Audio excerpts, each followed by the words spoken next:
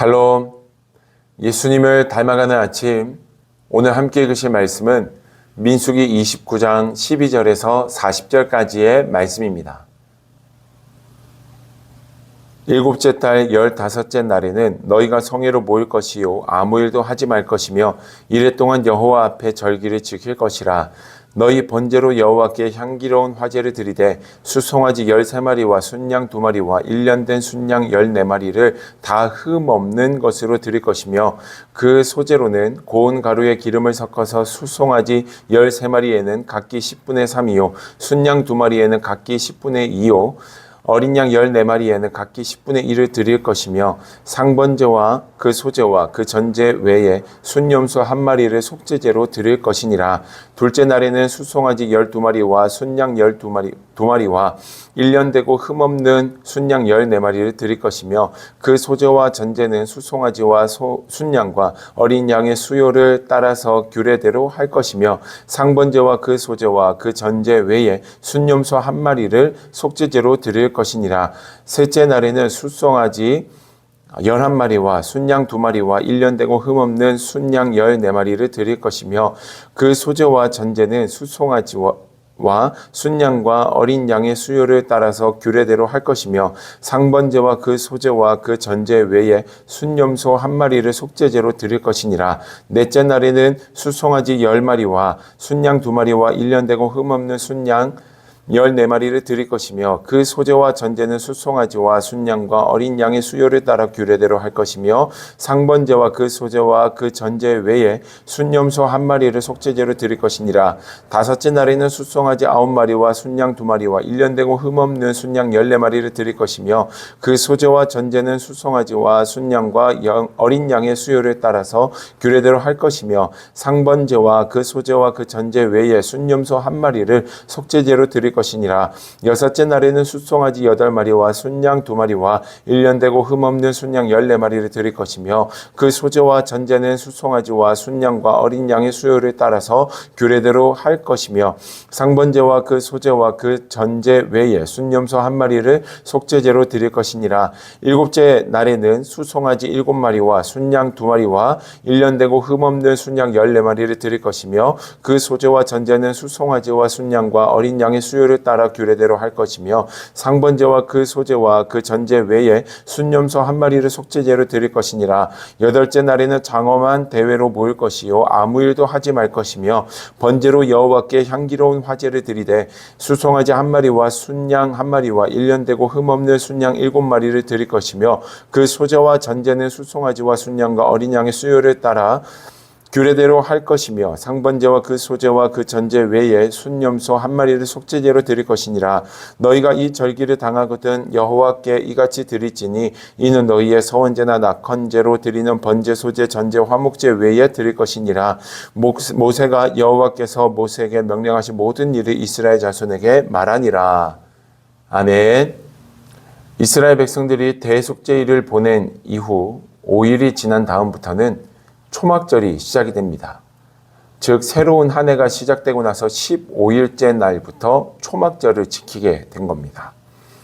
이 초막절은 이스라엘 백성들이 광야에서 40년 동안 떠돌이 생활을 할 때에 하나님께서 그들을 기억하시고 은혜 부으셔서 그 40년을 넉넉히 이길 수 있었다. 이 사실을 기억하고 기념하는 날이 바로 초막절입니다. 초막절 첫날 수송아지 13마리로 시작하여서 하루에 1마리씩 감하여 일곱째 날에는 7마리를 드리게 되는 것이 이때 나타나는 모습입니다. 물론 수송아지 외에도 많은 것들을 드리게 됩니다. 수송아지와 순양과 어린 양을 그 수요대로 맞추어서 드리게 되고 곡식까지도 드리게 되는 것이 성경에 기록이 되어 있습니다. 그들에게 있어서 광야 시간은 사실 어려움의 시간입니다. 물론 애굽에서 노예 생활도 어려웠겠지만 광야에서의 시간은 더없이 어려운 시간이었습니다. 또한 이스라엘 백성들 중에 만나 세대, 그러니까 광야 2세대의 사람들은 자기 부모들이 죽어가는 것을 보았던 곳이 바로 광야입니다. 그저 행복한 추억, 하나님이 도와주셨기에 좋은 일만 있는 것보다는 힘들고 슬프고 괴로운 일들이 가득했던 시간이 바로 광야입니다. 지금도 우리의 삶을 비유하며 광야의 시간을 생각해 본다면 고난과 어려움이 가득한 시간을 이야기하지 행복하고 기쁜 시간을 말할 때 광야라는 표현을 쓰지 않습니다. 그런데 오늘 말씀에서 보면 그 광야의 시간, 그 날을 기억하는 초막절 기간에 그 어떤 절기 때보다도 더 많은 예물을 드리고 있는 이스라엘 백성들, 그것을 명령하는 하나님의 모습을 볼 수 있더라라는 것입니다. 사랑하는 여러분, 우리의 삶 속에도 마찬가지입니다. 고난의 때가 찾아오고 염려와 위기의 순간들이 찾아올 때 우리는 어떻게 해야 되는가? 이스라엘 백성들이 더 많은 예물을 드리며 하나님 앞에 마음을 담아 나아갔던 것처럼 우리는 고난의 그 중심에서 더 깊이 하나님의 품으로 파고들어야 함을 성경은 이야기해 주고 있습니다.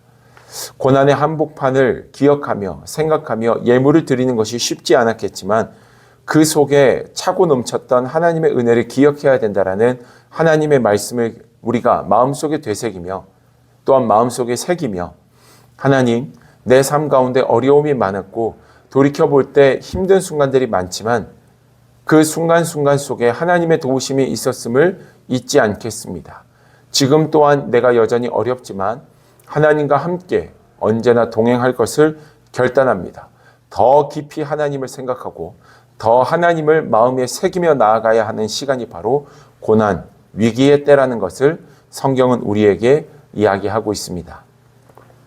사랑하는 여러분, 여러분들의 오늘의 삶은 어떠십니까? 여러분들의 요즘은 어떠십니까? 그저 쉽고 기쁨과 감사가 흘러 넘치십니까? 아니면 생각하지 못한 고난과 어려움의 시간을 걸어가고 계십니까?